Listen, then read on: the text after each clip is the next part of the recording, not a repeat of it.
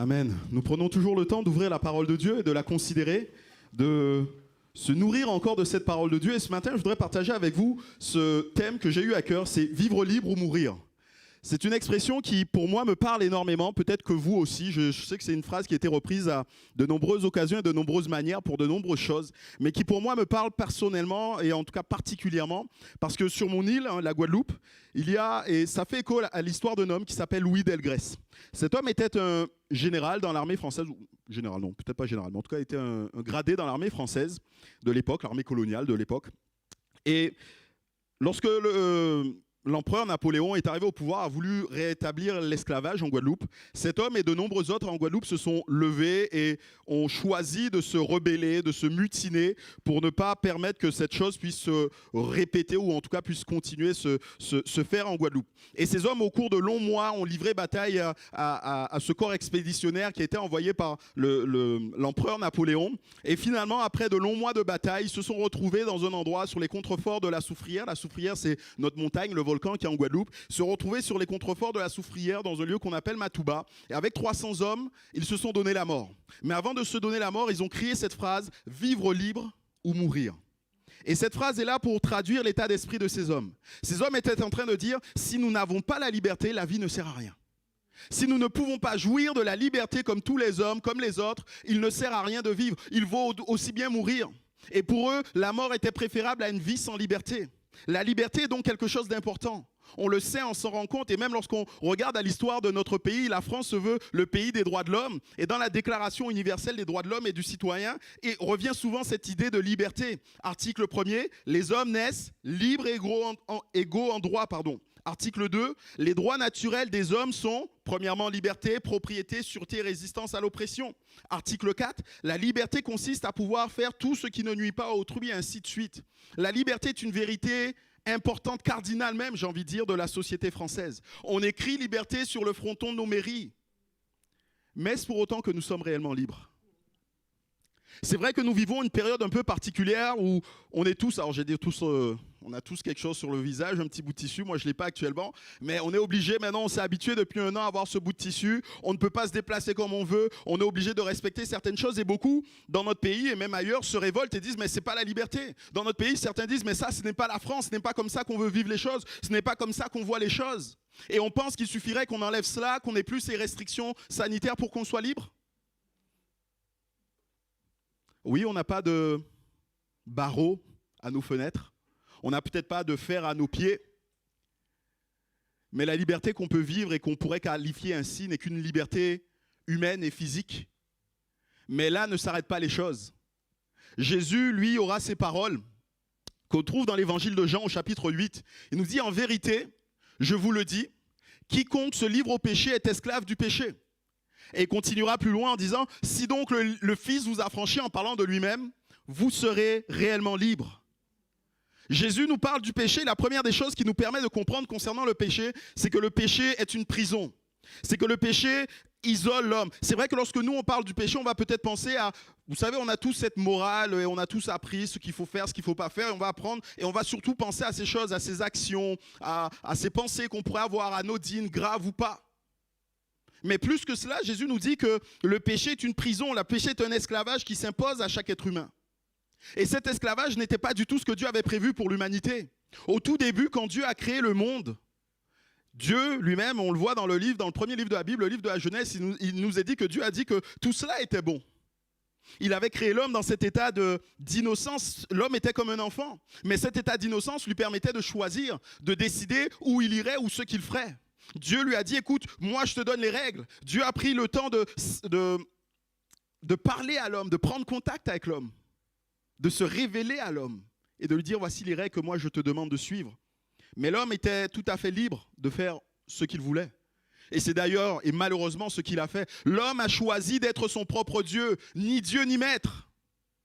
Moi, je veux être mon propre Dieu. Dieu nous avait créés à son image, nous dit la Bible. Dieu a créé l'homme à son image. Et lorsque le serpent, qui est l'image du diable, est venu, il a dit, mais si vous buvez, si vous prenez de ce fruit, Dieu sait que vous serez semblables à des dieux. Et là, les hommes se sont dit, ouais, c'est vrai. Pourquoi avoir un Dieu alors que nous, on peut être nos propres dieux ? Et on ferait ce que nous voudrons et on irait vers ce que nous voudrions. Et c'est ainsi que l'homme a désobéi à Dieu. C'est ainsi que l'homme est passé de cet état d'innocence à non pas un état de Dieu, mais un état de péché. Parce que l'homme est devenu esclave du péché. Si l'homme a été capable de faire la différence et la distinction entre le bien et le mal, c'était une bonne chose. Mais l'homme n'était plus capable de résister au mal. L'homme s'est vu soumis au mal et toute la nature avec lui. La Bible nous dit que le péché entrant dans le monde, c'est toute la nature qui a été changée. C'est toute la nature qui a été bouleversée. Et l'homme encore aujourd'hui est soumis au péché. Et du fait qu'il soit simplement soumis au péché, cela change et transforme même la réflexion que l'homme peut avoir. L'homme étant prisonnier du péché, l'intelligence de l'homme est comme anesthésiée et l'homme ne peut pas voir et ne peut pas se rendre compte de qui est Dieu, de la grandeur de Dieu, de la bonté de Dieu. Et vous le savez, nous sommes arrivés avec ma famille dans cette région il y a presque 3 ans maintenant, 2 ans et demi, et je suis à chaque fois émerveillé de voir les beaux décors que nous avons. À chaque fois que je peux regarder ces montagnes, quand elles sont neigées, c'est encore mieux. À chaque fois que je peux et qu'on est sur une hauteur et qu'on a une vue du lac, on se dit mais c'est merveilleux tout cela. On est forcément pris dans ce que nous sommes et se dire mais on est tellement petit face à tout cela, cette grandeur, cette création, ce qui est merveilleux. Et tout cela devrait nous amener à comprendre que Dieu existe. C'est ce que l'apôtre Paul nous dit. Il dit, car ce qu'on peut connaître de Dieu est évident pour eux, puisque Dieu leur a fait connaître. En effet, les perfections invisibles de Dieu, sa puissance éternelle, sa divinité se voient depuis la création du monde. Et elles se comprennent par ce qu'il a fait. Lorsqu'on regarde la création, on doit être émerveillé et comprendre que Dieu existe. Ah, vous me direz peut-être, comme a pu le dire Laplace à Napoléon, toujours. Laplace, c'était un astronome qui a écrit tout un livre, un traité sur l'astronomie. Et dans ce traité, il n'a pas du tout parlé de Dieu. Et apparemment, l'empereur Napoléon, furieux, serait venu le voir et dit « Mais comment est-ce que vous avez osé parler des astres et de tout cela sans parler de Dieu ?» Et Laplace a eu cette phrase célèbre, et si je ne me trompe pas, il a dit « Je n'ai pas eu besoin de cette hypothèse ». Et beaucoup se gargarisent et se gaussent de dire « Mais on n'a pas besoin de l'hypothèse de Dieu pour expliquer toutes ces choses. » C'est vrai, je le crois. On n'a pas besoin de dire Dieu pour expliquer comment les planètes tournent autour du soleil, ainsi de suite, comment la lune tourne autour de la terre, c'est vrai. Mais on va avoir besoin de Dieu pour expliquer comment ces choses ont été créées. Parce que jamais vous ne me ferez croire que de rien est arrivé ce qu'il y a maintenant. Du vide, du néant ne naît jamais l'ordre. Et je prends souvent cette image, je dis, mais prenez un seau de peinture chez vous, jetez-le à terre, vous verrez si vous aurez la Joconde. Prenez un jeu de Scrabble, là, vous prenez les lettres, vous les secouez bien, vous jetez, vous verrez si vous aurez une phrase toute faite. Jamais ce n'est possible. Du désordre ne peut pas naître l'ordre. Oui, Dieu n'est pas un Dieu bouche-trou où lorsqu'on ne comprend pas quelque chose, on dit « Ah ben c'est Dieu ». Il y a eu un éclair, ah ben c'est Dieu. Non, Dieu a créé des choses, il a expliqué, il a décidé des règles, il a mis en place ses règles et le Seigneur n'est pas derrière chaque flocon de neige qui tombe.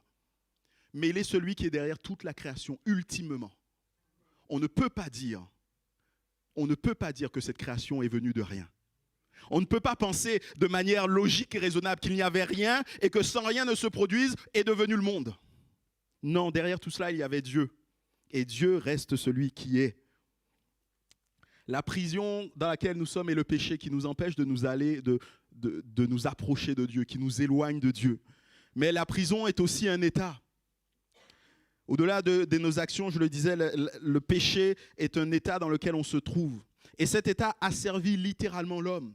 Vous êtes esclave du péché, a dit Jésus.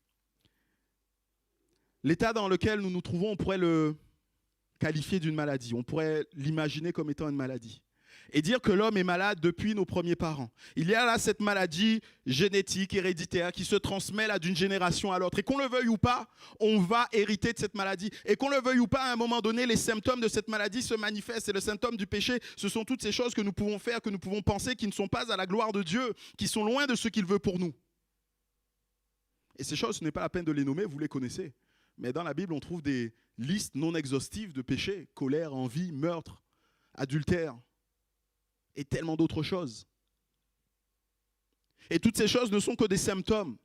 Et si on parle de maladie, il nous faut aussi peut-être nous dire, mais quelle est l'issue de cette maladie? Eh bien, la Bible nous dit que le pronostic vital de ceux qui sont contaminés par cette maladie, qu'est le péché, c'est la mort. Le pronostic vital est engagé, car le salaire du péché, c'est la mort, nous dit la Bible. Inexorablement, ceux qui pêchent iront vers la mort. Et quand je parle de mort, je ne parle pas simplement de mort physique. Oui, nous allons tous passer un jour par la mort physique. Mais au-delà de cette mort physique, il y a cette mort spirituelle qui est une séparation avec Dieu. Un temps de remords, un temps de crainte, de pleurs. Le péché est une maladie incurable. Et l'homme était incapable de se défaire de cette maladie. Et comme lorsqu'on est face à une maladie incurable, qu'on n'a aucun traitement curatif pour cette maladie, on va essayer de faire des traitements symptomatiques. On va essayer de panser les plaies sans soigner le mal qui est au fond. Et on se rend compte quand on regarde l'histoire de l'humanité que c'est exactement cela. Nous en sommes réduits à cela. Avec le péché entrant dans le monde, il y a eu tellement de maux qui ont atteint le monde. La mort a atteint le monde, la souffrance a atteint le monde, la maladie a atteint le monde, les dérèglements sociaux. Tout cela, la Bible nous explique que c'est la conséquence du péché, la conséquence de l'éloignement de Dieu. Et oui, on cherche à poser des pansements sur tous ces maux. Il y a tellement de maladies, tellement de souffrances. Face à la dépression, au mal-être, face à la mélancolie, aux angoisses.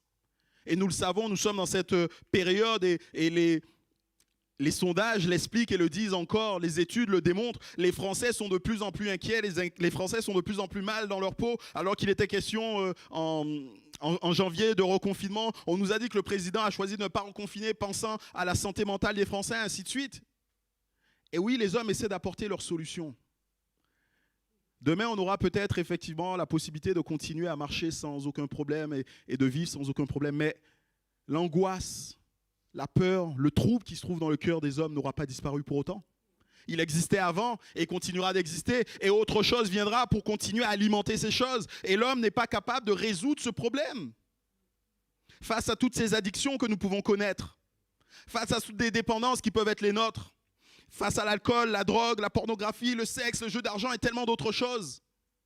On est capable effectivement de connaître un mieux-être, de peut-être se réfréner. Mais pour être libre de ces choses, nous avons besoin uniquement de Dieu, de Jésus. Face à nos comportements, nos actions. Alors oui, je suis un peu coléreux, mais je travaille sur moi, j'essaie de faire sur moi. Je vais faire telle formation pour. Mais au fond de moi-même, je resterai toujours coléreux. Alors c'est vrai que je vais peut-être réussir à me contenir, à ne pas exploser, mais je resterai toujours coléreux. Et face à ce qu'on n'est pas capable de dire aux autres, parce qu'on aurait peur de la manière dont ils nous regardent. Et là, tout à l'heure, dans les témoignages qui ont été donnés, ils ont parlé de choses paranormales, de choses qui sortent de, comment on va dire, du champ du physique en tout cas, de ce qu'on peut expliquer. Et face à ces choses, bien souvent, on ne sait pas comment réagir. Et peut-être que ces choses peuvent se manifester. Peut-être que lorsque vous êtes chez vous, vous savez que vous n'êtes pas seul chez vous. Peut-être que lorsque vous êtes là quelque part, vous savez, vous voyez d'autres personnes, mais alors que personne d'autre ne les voit. Peut-être que vous entendez des choses qui ne sont pas le fruit de votre imagination, ni même d'une maladie, puisque la maladie peut exister et nous amener à penser des choses. Et vous êtes face à ces choses et vous ne savez que faire. La solution ne se trouve pas dans l'humanité. La solution ne se trouve pas dans ce que vous serez capable de faire. La solution ne se trouve pas dans ce que quelqu'un fera pour vous. La solution ne peut se trouver qu'en Dieu seul. Si l'homme était capable de résoudre tous ces problèmes, la société qu'on connaît serait tellement plus différente. On n'aurait pas besoin d'hôpitaux, on n'aurait pas besoin de commissariats, on n'aurait pas besoin d'armées, ainsi de suite. Ce que je suis en train de dire par là, ce n'est pas que la maladie n'existe pas une fois qu'on est chrétien, une fois qu'on se tourne vers Dieu, il n'y a pas de maladie. Non, c'est faux, je crois que la maladie existe. Mais je crois aussi que Dieu est celui qui veut réparer la création. La Bible nous le dit d'ailleurs. Viendra ce moment où Dieu viendra sur cette terre, il prendra avec lui ce qu'il a aimé et il instaurera un règne de paix. Et pendant ce règne de paix, tout ce que nous avons connu sera changé. Il nous est dit que le loup va paître avec l'agneau. Il nous est dit que l'enfant va mettre sa main dans le repère de la vipère et qu'il ne lui fera aucun mal. Il nous est dit que celui qui mourra à 100 ans mourra jeune. Parce qu'il y aura les choses qui vont être rétablies comme Dieu le veut. Et bien sûr, ce que nous connaissons aujourd'hui, ce que nous avons mis en place aujourd'hui, ne sont que quelque part des pansements que nous voulons, qui sont utiles dans certains cas. Et merci, heureusement, on est content d'avoir ces hôpitaux pendant toute cette pandémie. Nous sommes heureux de savoir que des personnes peuvent être soignées et guéries. Mais plus que cela, nous voulons une délivrance pour tout un chacun.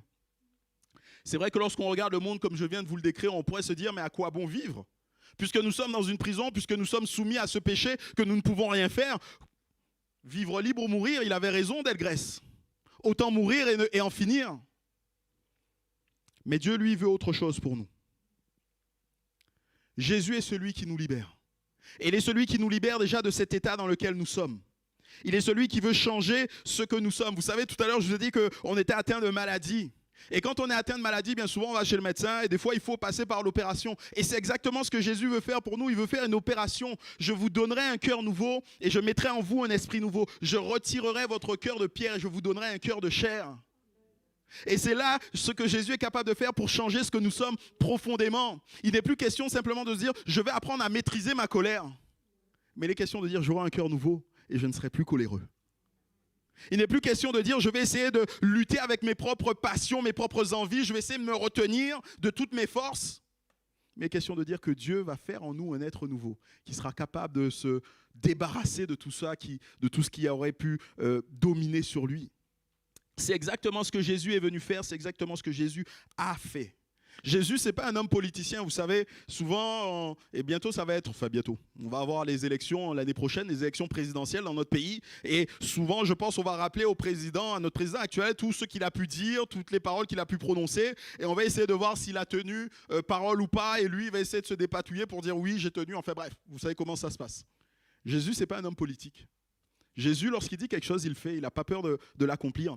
Et il a dit cette chose lorsqu'il a commencé son ministère. Il a dit, l'Esprit du Seigneur est sur moi parce qu'il m'a consacré par onction pour annoncer la bonne nouvelle aux pauvres. Il m'a envoyé pour guérir ceux qui ont le cœur brisé, pour proclamer aux prisonniers la délivrance et aux aveugles le recouvrement de la vue, pour renvoyer libres les opprimés et pour proclamer une année de grâce du Seigneur. Et c'est exactement ce que le Seigneur a fait. Jésus n'a pas besoin de nous. Jésus, quand il a dit ça, il n'était pas en train d'essayer de nous séduire parce qu'il avait besoin de nous pour qu'on croie qu'il reste fils de Dieu, il reste Dieu. Il reste le sauveur du monde. Que vous croyez en lui ou pas, que vous acceptiez son sacrifice sur la croix ou pas, il est Dieu et cela ne changera rien à sa personne. Celui qui a besoin de Dieu, c'est vous. Lui, il n'a pas besoin de vous. Et c'est exactement ce qu'il a fait, Jésus. Alors qu'on a fait descendre un paralytique, il était dans cette maison, on a ouvert un trou là dans la toiture et on a fait descendre un paralytique. Jésus voit ce paralytique. Jésus le guérit et lui dit, prends ton lit et rentre chez toi. Jésus est venu guérir ce qui était malade. Jésus est confronté à cette femme samaritaine, vous savez, cette femme qui avait honte de sortir parce qu'elle avait une vie tellement dissolue que les autres la pointaient du doigt. Et Jésus croit à cette femme qui a un manque dans son cœur, qui a une soif qui n'a pas été étanchée par quoi que ce soit. Elle a essayé d'étancher cette soif en se jetant dans les bras des hommes, mais elle n'a jamais pu trouver quoi que ce soit pour étancher sa soif. Et là, elle est face à Jésus et Jésus lui dit, mais si tu savais qui était celui qui est en face de toi, si tu savais que de lui sortaient les eaux vives, ces eaux qui sont capables de te nourrir, qui sont capables d'étancher ta soif. Et cette femme, comprenant qui est Jésus, va retourner dans cette ville, là où elle n'osait pas être vue, et elle va crier à tous, venez voir, j'ai trouvé le Messie, j'ai trouvé le Christ. Parce qu'elle a vécu ce que Jésus voulait pour elle. Lazare, cet ami de Jésus qui est mort dans un tombeau. Et Jésus qui se tient là devant le tombeau et qui dit, Lazare, sors de ta grotte. Jésus a vaincu la mort. Il a vaincu la mort pour Lazare, mais il a vaincu la mort pour lui, parce que la Bible nous dit, et la semaine dernière, c'était le week-end de Pâques, c'était l'occasion pour nous de nous souvenir de la mort de Jésus, mais aussi de sa résurrection. Jésus a vaincu la mort et il est encore vivant aujourd'hui. Jésus est celui qui nous libère parce qu'il nous change, parce qu'il sort, il transforme notre état. Il est aussi celui qui nous libère parce qu'il nous sort de la prison dans laquelle nous étions. On pourrait se poser la question, mais est-ce qu'il est vraiment possible d'être libre? Oui, en Jésus, il est possible. Et Jésus le fait pour nous déjà en nous ouvrant les yeux sur la réalité de notre péché. Vous connaîtrez la vérité, Jésus dit, et la vérité vous affranchira. Ce que Jésus dit par là, tout simplement, c'est ouvrez vos yeux et vous comprendrez, vous verrez. Et c'est exactement ce que Jésus veut faire. Il nous permet de voir notre état de péché, il nous permet de voir l'état d'asservissement dans lequel nous sommes. Si l'humanité est enchaînée, comprenez bien que c'est parce qu'il y a quelqu'un qui tient l'humanité enchaînée. Si l'humanité est enchaînée, c'est parce qu'il y a quelqu'un qui veut et qui souhaite de tout son cœur que l'humanité reste enchaînée, et cette personne, c'est le diable. Celui qui pratique le péché est du diable, nous dit la Bible, car le diable pêche dès le commencement. Alors peut-être que parler de Dieu, c'est déjà compliqué. Alors si je me mets à parler du diable, vous allez vous dire, mais là, c'est pas possible. C'est vrai qu'on a une image bien souvent caricaturale de Dieu. Mais alors quand il s'agit du diable, c'est encore pire que tout. Le diable, on va l'imaginer avec des cornes, tout habillé en rouge, avec une cape, avec une queue fourchue, ainsi de suite. Une fourche, oui, j'ai entendu cela. C'est bien une image caricaturale parce que, et j'ai entendu ça, je ne sais plus où j'ai entendu ça, mais j'ai entendu cette phrase qui dit « La plus grande ruse du diable, c'est de nous faire croire qu'il n'existe pas ». Et quand on croit que le diable n'existe pas, on ne va pas croire qu'il nous tient et qu'il a une chaîne par laquelle il nous tient asservis. Et quand on ne croit pas et qu'on ne sait pas que cette chaîne nous tient asservis, on va chercher à apporter des réponses à des problèmes. On va chercher à donner à des problèmes bien réels des réponses qui n'en sont pas. Parce qu'on ne regarde pas le problème à la source. On va chercher à résoudre nos problèmes d'une manière qui ne sont pas la bonne. Et on va être là dans un cercle vicieux parce qu'on ne va pas s'en sortir. On comprend, et vous devez comprendre que ce n'est pas possible de vivre une vie sans Dieu ni maître. Chacun le dit, je n'ai pas de Dieu, je n'ai pas de maître. Je me souviens de ce collègue que j'avais qui, lorsqu'on était, je travaillais dans l'informatique et des fois on faisait des pauses et on allait dehors, on prenait le café et lui il me disait ni Dieu ni maître, mais il ne pouvait pas se départir de sa clope. Quand il n'en avait pas, il ne se sentait pas bien, il avait chaud, il avait froid, il était en panique, mais il me disait ni Dieu ni maître. Et quand je lui faisais remarquer que c'est bizarre, il dit ni Dieu ni maître, mais il a un maître là qui est au bout de sa main. Il me dit ah ouais, mais non, c'est pas pareil, j'arrête quand je veux. Je dis bah ok, commence. Ah non, mais pas maintenant. On se dit sans Dieu ni maître, mais ce n'est pas vrai. L'homme a été créé pour être dépendant de Dieu. Et si l'homme n'est pas dépendant de Dieu, il sera dépendant d'autre chose. Et cette autre chose, malheureusement, bien souvent, sera le péché, sera le diable. La vraie liberté n'est pas faire ce que je veux. La vraie liberté, c'est faire ce que Dieu me demande. La vraie liberté, c'est faire ce que Dieu, c'est être capable de ne pas faire ce que Dieu n'approuve pas. Dieu est celui qui nous ouvre les yeux sur la réalité. Dieu est celui qui nous délivre du diable et de sa puissance. C'est Jean qui dira, c'est pour détruire les œuvres du diable que le Fils de Dieu est apparu. Le diable qui tient notre chaîne. Jésus est venu pour détruire ses œuvres. Et on le voit bien tout au long de sa vie, Jésus, alors qu'il était confronté à tellement de cas particuliers. Il était confronté à des démoniaques, notamment ce démon qui avait une légion en lui. Cet homme n'était pas capable de faire ce qu'il voulait. Cet homme, la Bible nous dit qu'il vivait dans des sépulcres. Il était coupé de sa famille. Il vivait dévêtu complètement. Il se meurtrissait lui-même à cause de ces démons qui avaient pris habitation en lui. Cette légion de démons qui avait pris habitation en lui. Pourtant, Jésus va venir un jour dans la contrée où il sera. Et cet homme va venir, va courir, se prosterner aux pieds de Jésus. Et Jésus va le délivrer. Parce que Jésus est plus puissant que tout le diable et les démons. Jésus ne craint pas le diable et les démons.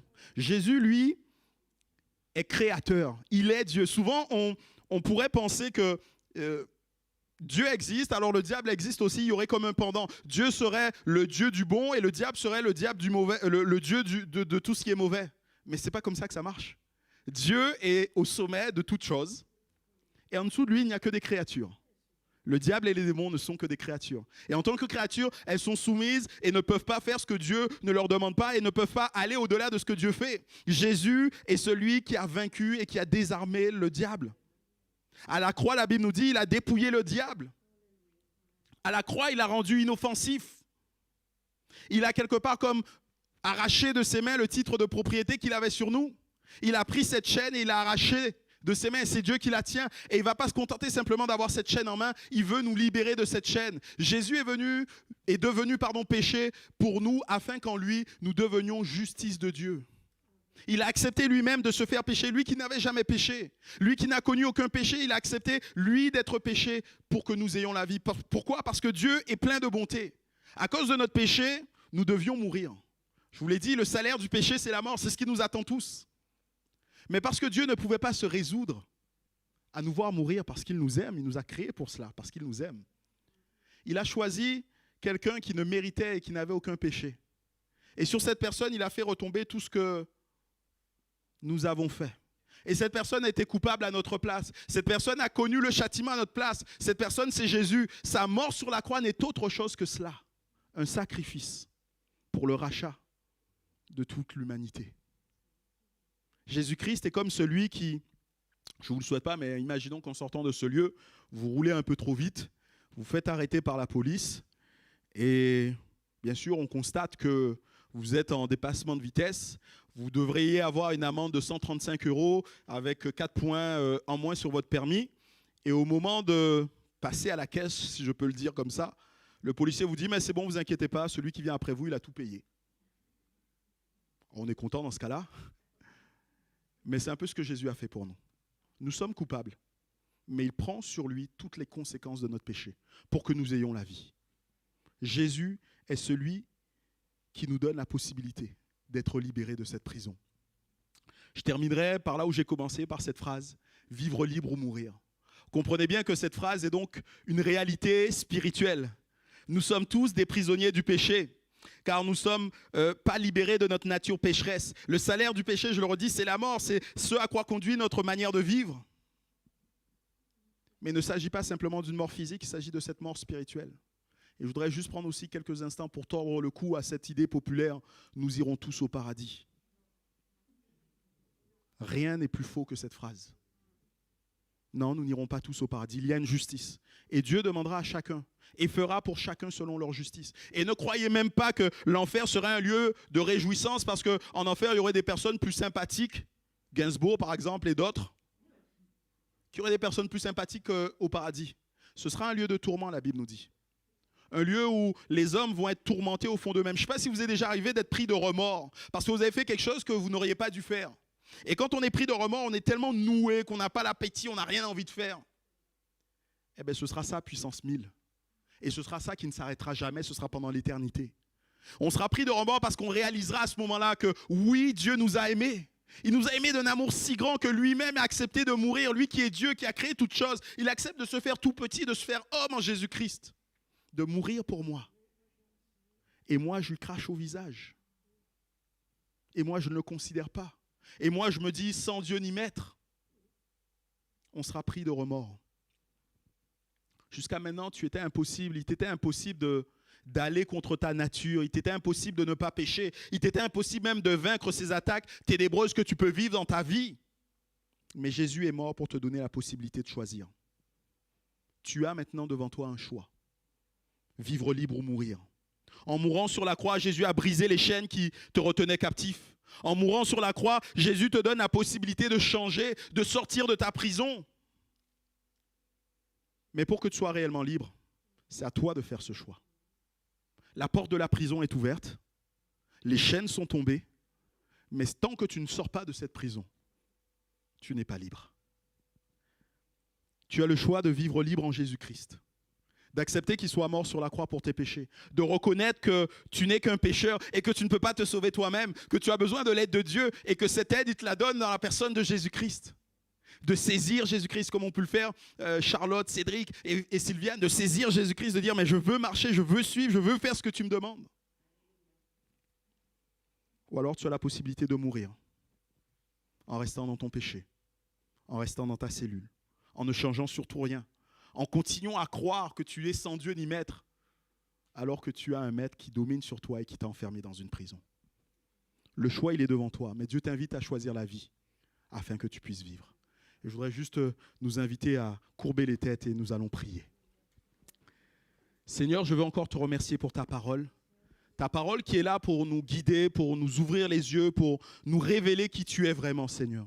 Je veux te prier, Seigneur, pour tous ceux qui peuvent comprendre ce matin qu'ils sont esclaves, enchaînés par le péché. Pour tous ceux qui peut-être que jusqu'à maintenant, Seigneur, se sont dit qu'ils étaient libres, qu'ils faisaient ce qu'ils voulaient et qu'ils pouvaient continuer à vivre ainsi, mais qui maintenant réalisent qu'ils sont bien loin de tout cela. Je prie encore que ton Saint-Esprit continue de toucher ces cœurs, continue de les interpeller, Seigneur. Mais surtout pour qu'ils acceptent de saisir cette délivrance que nous avons en Jésus-Christ. Merci pour Jésus, merci pour la croix, merci pour son sacrifice qui change, qui transforme, qui bouleverse nos vies.